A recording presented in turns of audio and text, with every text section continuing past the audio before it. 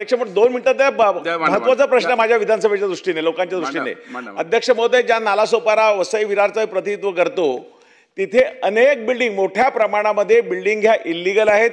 आणि हा जो प्रश्न आहे म्हणजे मागील वर्षी जो आता या सर्वे जो केला 1198 बिल्डिंगचा, 92 बिल्डिंग C1 कॅटेगरीतल्या, 396 C1 C2A आणि 633 C2B अशा कॅटेगरीला. मॅडम, शनिवारी एक बिल्डिंग पडल्यामुळे 3 बिल्डिंग कोसळल्या.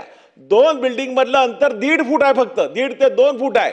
त्यामुळे हा जो प्रश्न आहे ह्या संदर्भामध्ये शासनाने आता जवळजवळ मागे 2500 लोक ज्या इमारती एकेजेस तोडल्यामुळे बेघर झाली, आत्ताही कालच्या घडीला 500 घरं लोक बेघर झाली आहेत.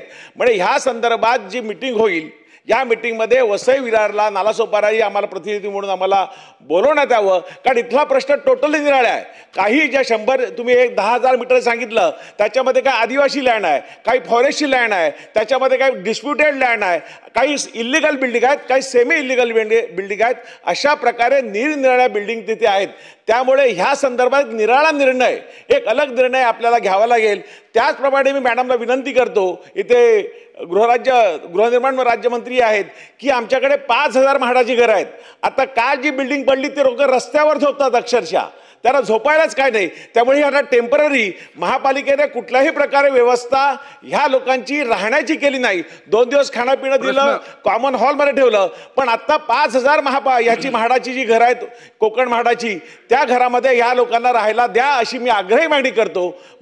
सरकार ते देणार का? चला मंत्री महोदय. अध्यक्ष महोदय, या संबंधामध्ये आम्ही माहिती घेऊन निश्चितच त्याच्यामध्ये काय करता येईल तशी कारवाई करू. त्यांना जर देता येत असेल तर निश्चितपणे घरं देऊ. आणि जसं मी सांगितलं तशी सभासदांची आम्ही ज्या वेळेस मीटिंग घेऊ त्यावेळेस त्यांना पण आम्ही आमंत्रित. चला, लक्षवेधी क्रमांक 5